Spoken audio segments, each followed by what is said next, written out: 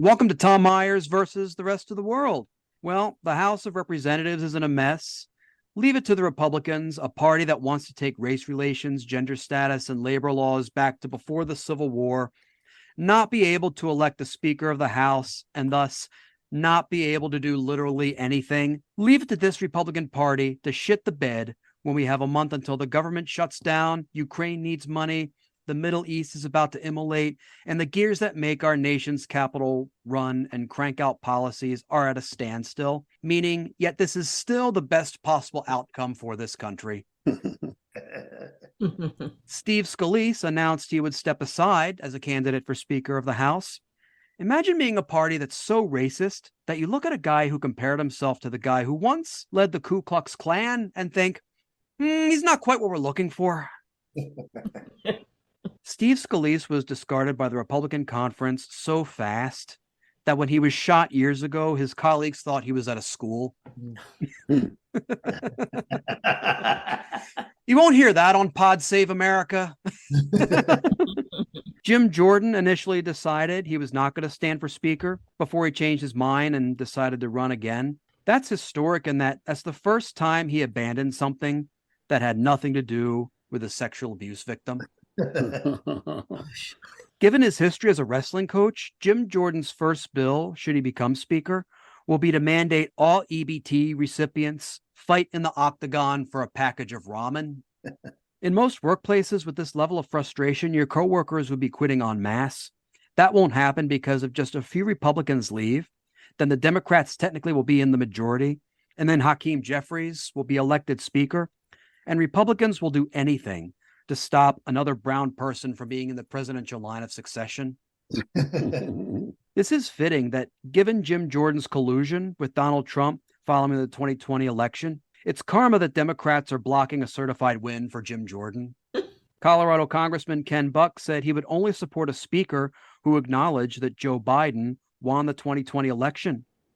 Jim Jordan was, of course, endorsed by Donald Trump, so maybe he's afraid that if he agrees to Ken Buck's condition, it would be like looking into the Ark of the Covenant and having his face melt and implode, which is another thing Jim Jordan would have in common with the Nazis and Raiders of the Lost Ark. Louisiana elected Jeff Landry, a hard-right oil executive and climate change denier, as its new governor over the weekend.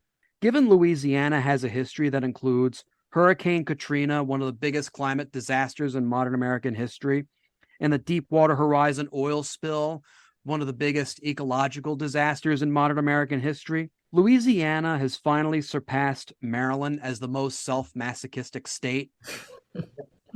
The Baltimore Ravens played a game in London this past weekend. It must have been weird for Ravens fans to go to a game in a country where no one hanging around the stadium was heavily armed. And now on with the show. Please join me in welcoming Jeff Hysen, Gina Brown, and Chipp Jones.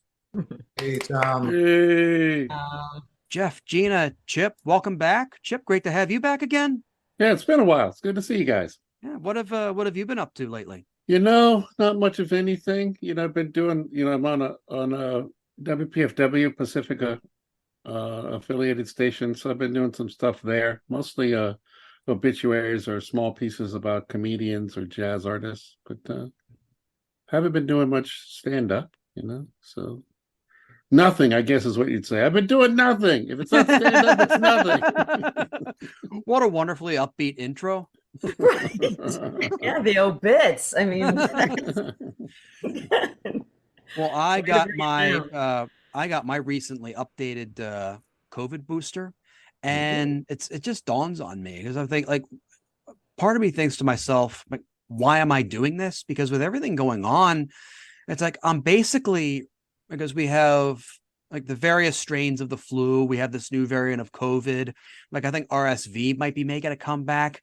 So at this point, like, why bother getting the vaccine when I'm basically rooting for the disease to win? So you can defend yourself, Tom. You know That's that. Right. You're getting it. You could be the sole survivor. Yes, you're getting it because there's so many idiots out there. Some of them will listen to this show, and and you'll be able to bounce back quicker. I know somebody who's had 5 shots, went on a flight, went to a wedding, came back with COVID. Within 5 days, he was perfectly healthy. So you're playing defense. By the way, don't come to the Tom Myers podcast for science information. And don't call our listeners idiots. That's Nobody right. calls my listeners idiots. No, I've had 5 Except shots. me. I'm Except still me. a unicorn. I've never gotten it. So. Never had it? I've never had it, and I've had 5 shots. So I'm going to get the 6th, and we'll just see. I think I know I'm just a little bit of a unicorn, and so are my girls. Neither one of them have had it. It's so weird. Well, I've had it twice. So. Yeah, I know. It's just, I don't know if I've just got a weird gene or just because I definitely have been around people. Like I was around my boyfriend and he had it and I didn't get it. A weird gene or a weird Gina? I mean, it's the same. Jim Jordan may eventually become speaker one day and be the worst person to lead a party since George Donner. But could the Republican Party get any worse? Let's find out. Joining us tonight to discuss the current state of the Republican Party, please welcome Nicole Blessing. Hey. Thank you. Okay. Nicole, thank you so much for joining us. Thank you for having me. Yeah. So what do you think about the modern Republican Party? Well, the modern Republican Party is definitely not the party of Eisenhower. They seem now to be more geared toward a cult of personality than an actual platform at the moment. I'd like to think that could change.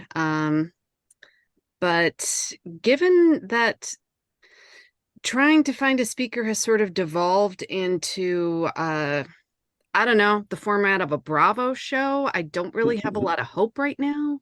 Just Bravo like that. I mean, there was somebody walking in, with a lasso. That makes you wonder what is happening behind closed doors. I'm just not sure anymore. I mean, it is a reality show. I mean, one of the people who is deciding on the future of the House of Representatives, was caught on surveillance footage giving her boyfriend a hand job in a theater. That's right. I mean, That's that's what we've come to today. And she did not resign. There seems to be this double standards that, Democrats, they have to walk the straight and narrow. And if anything happens, they resign. And Republicans are just like, this is who I am. You voted for me. Right. See, I'm an optimist. I'm a glass half full. I mean, the fact that she was given a hand job on the first date, that made me feel pretty good. It's like, and to a Democrat, no less. So it's like, hey. Talk about reaching across the aisle. Exactly. Nobody can accuse us of getting handouts. I guess she's striving for bipartisanship. There you go. I mean, if that's the kind of handouts we're getting, I mean, no wonder Democrats don't want to give them up. Without a Speaker of the House, Congress can convene and approve the minutes of previous meetings, but basically be a non-functioning entity that serves no purpose and will have no impact on future events. In other words, it has the same effect as a comedy festival where the comedians pay for a chance to perform. In this video, we can see the entirety of a House session without an elected speaker. All rise.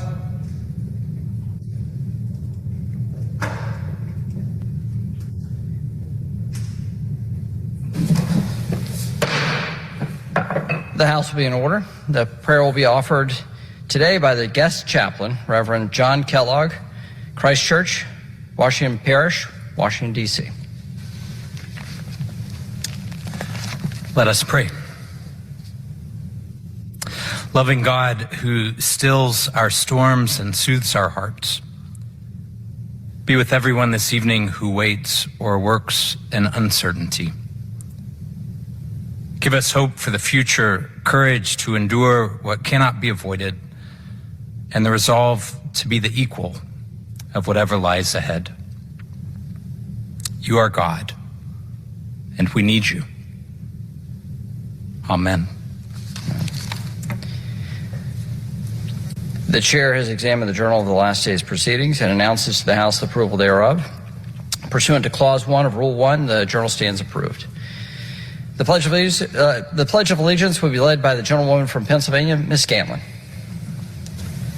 I pledge allegiance to the flag of the United States of America and to the republic for which it stands, one nation, under God, indivisible, with liberty and justice for all. Without objection, when the House adjourns today, it adjourns to meet at noon tomorrow. And without objection, the House stands adjourned until noon tomorrow. Wow.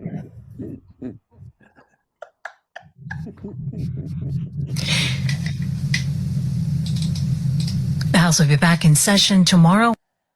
I love that woman at the end doing the voiceover for C-SPAN.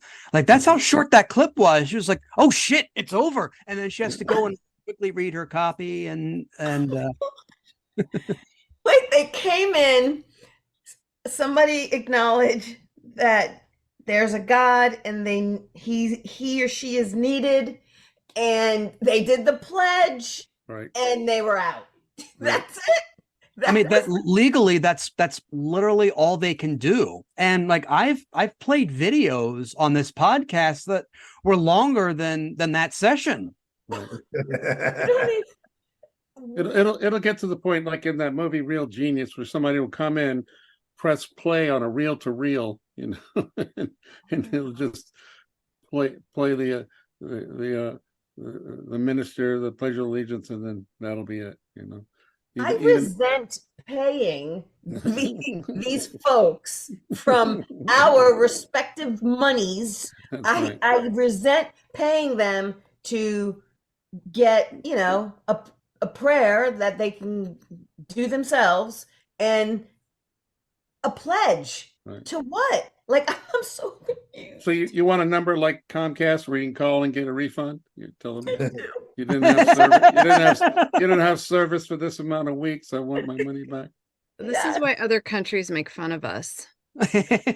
Yeah. But this is one of several reasons why. Although, Chipp, which organization do you think would be harder to get money from, Comcast or Congress? I mean, that's the toss up right there. Definitely Congress. Wow. My money's on Comcast, so to speak. I agree with that. I'd go with Comcast. I've got money back from Comcast. Congress, I've never gotten money back from Congress. I will say, and I've tried. I will say that, like, I think my goal was to be the first comedy podcast to cover an entire session of Congress on a podcast episode, and this is the only way for me to do it. This is also partially I played that clip. Right, that's right. You're going to need a lot of filler for this one. Jim Jordan was never directly involved in the sexual abuse of the young men under his watch, so should he become speaker, his nickname will basically be Diet Dennis Hastert. In this clip, we can see him lose control over a malfunctioning earpiece on Sean Hannity's show. That's exactly what happened with the decision. When it came to the decision with Mr. I drew a blank there, Sean. I apologize. Yep. I got a huge echo in my ear, and I can't even hear. Sorry about that. Go ahead, pick up. But yeah, that's exactly what happened. They pre-bunked this story, and Facebook specifically asked the I like to think that earpiece, he usually has like some overlord giving him his talking points, and like he forgot when the interview was supposed to be, and he was basically on his cigarette break, and that echo was just an excuse. Right. I love when he's like, I drew a blank. I'd like to know when you're not blank. Right. He always looks to me when he puts his hands up, he's one phrase away from, yeah, come on, fight me, bro. Come on, yeah, let's fight me, bro. The only potential nominal challenger to Jim Jordan was Georgia Congressman Austin Scott. If you don't know about Austin Scott, I'll describe him.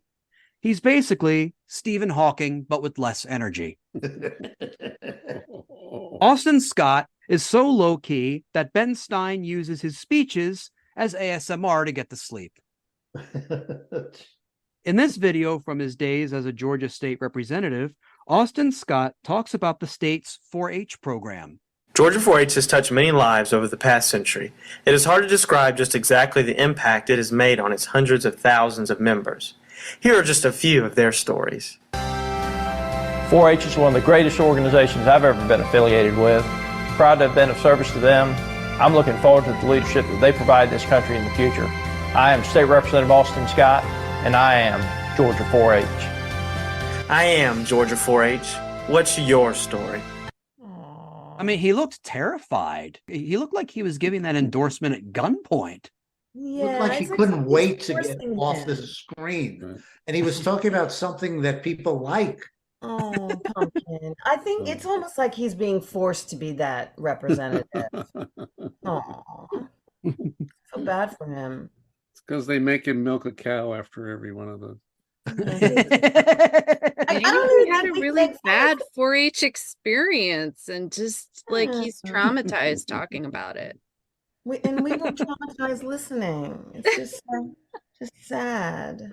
I Maybe mean, Jim Jordan was his 4-H counselor. That's what it was. Or he's just come to the realization like, no, kids today already think we're boring. We're competing with Grand Theft Auto. Couldn't I do a video about I'm Austin Scott and I am vaping in the state of Georgia? Something that could get me the youth vote. They missed, an opportunity to show pictures with adorable like cows and stuff. That's right.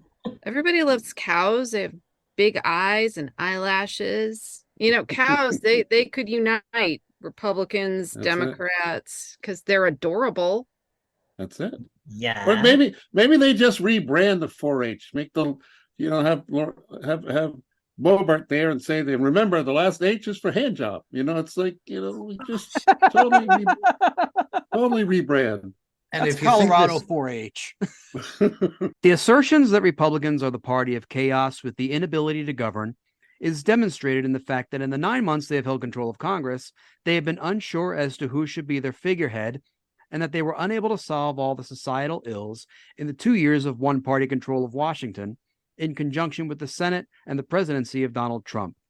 There is no better example of the dysfunction, like the infighting seen here in these clips of various Republican members of the House when questioned by CNN. How does that make you guys look? Makes us look like a bunch of idiots. This is petty. And I'm getting freaking tired of it. We're a ship that doesn't have a rudder right now, and I'm thoroughly disappointed in the process. This is not responsible. We need to elect a speaker. We've allowed emotion to get in the way of logic. People are looking for a perfect system. They shouldn't be looking at the U.S. House right now. Mr. Rosendale, do you regret your vote at all to oust Speaker McCarthy? We made a lot of progress in there today. I really feel good. No regrets? No regrets. No. Followed the rules. That's the rules of Congress, and that's what we got. I think it was the right call, and I think we're going to come out of this process stronger, a fighting Republican force. The way my voters feel, they look at the country, they look at the direction that we're going, and they don't think that we get out of this without pain or discomfort, and neither do I. I think the smart Republicans in that clip are the ones who've stopped wearing ties, basically, because they're tempted. Yeah. I don't know who the last one was, but he totally nailed it. I mean, that he was right. Like his constituents are like, this is some bullshit. Well, that was Eli Crane. The way this video was divvied up, this is part of the CNN segment where they showed clips of Republicans who were who voted to keep McCarthy in as speaker, and then the second bunch, because Matt Gaetz was in there, was one of the magic eight that joined with the Democrats to keep to kick McCarthy out, and that last one was Eli Crane of Arizona, one of the more vocal ones. I mean, it is promising that there are quite a few that understand that this is not a wonderful situation, and that they do have constituents to answer to. That seems to be lost in a lot of these, discussions and, video clips that we see of these representatives on CNN and, other news shows and outlets, that there are people that put them in office hoping for the best. Right. And now we're right back where we started. That, sure, McCarthy wasn't amazing. I mean, he tried, I guess. He had a Susan Lucci moment early on. We were all glued, like, is it going to happen for him? Is he going to get it? And then it was like, oh, wow. Yay for you, guy. Good job.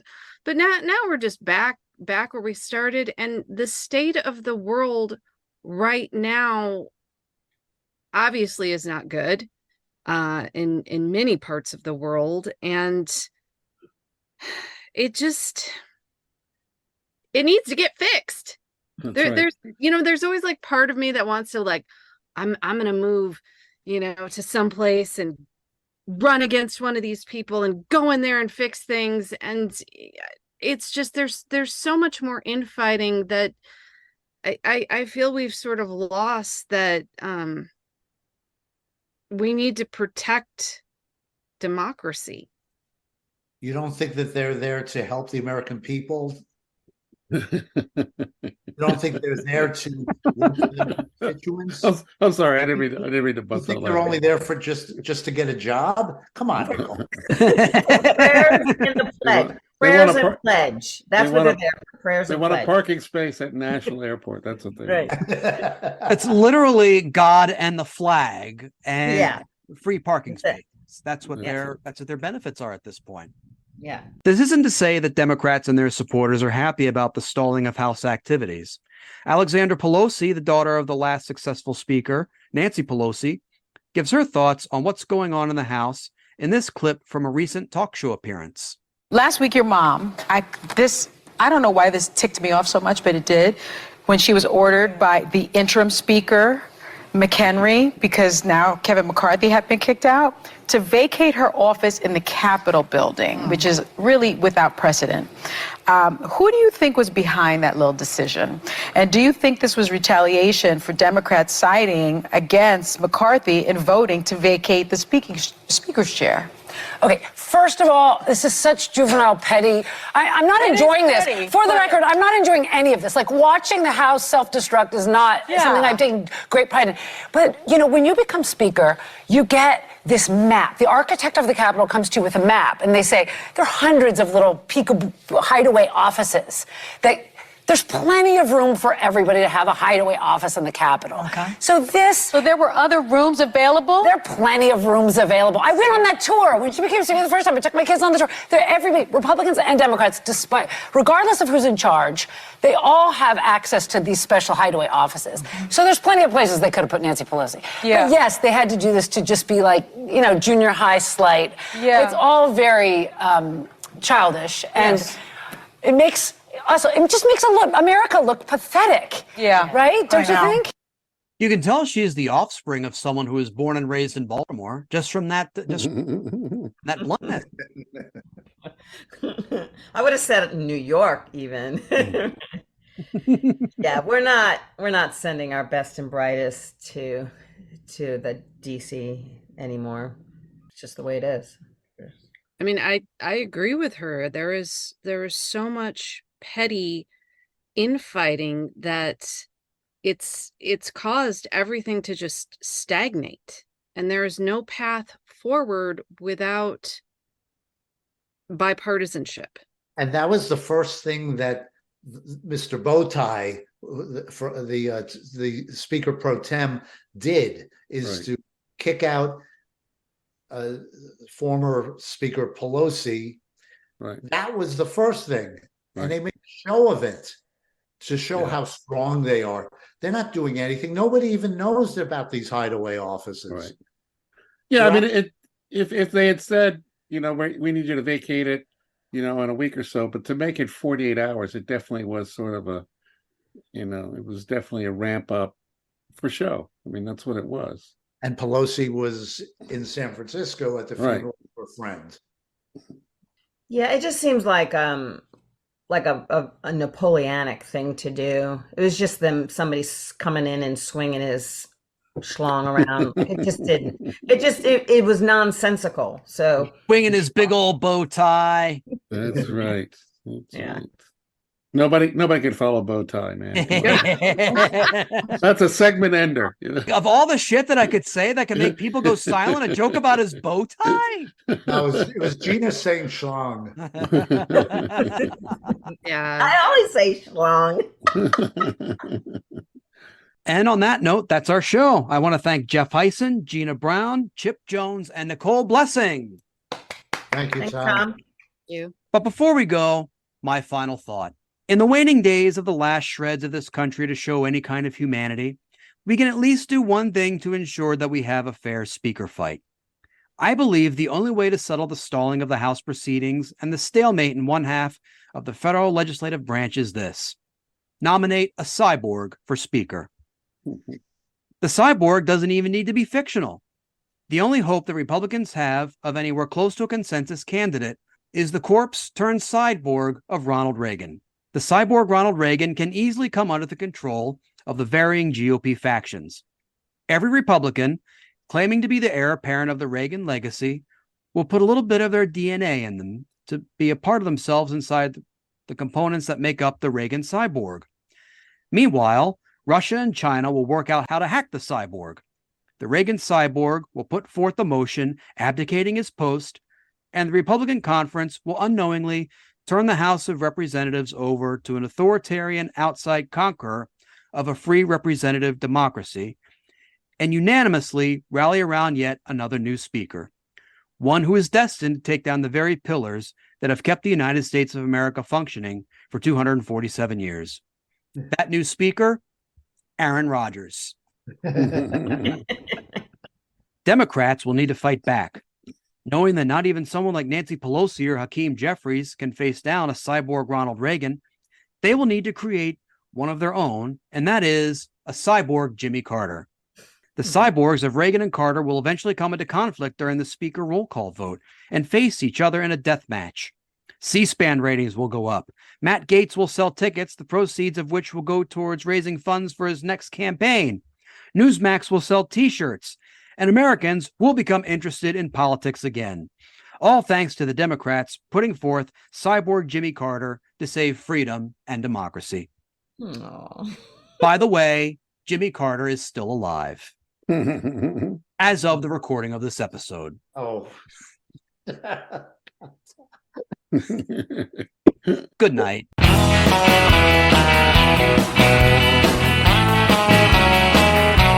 This episode was written and hosted by Tom Myers with panelists Jeff Hysen, Gina Brown, and Chipp Jones, and guest Nicole Blessing. Theme music composed and arranged by Jeroen Hurck. Executive producers Tom Myers, Matt Connarton for ipmNation, and Eddie Carson for Odyssey Radio. Please leave a 5-star rating and a positive review on Apple Podcasts, and don't forget to subscribe to our podcast's Patreon for early access to episodes, extended episodes, bonus clips, and more. Thank you for listening, and please visit tommyers.us.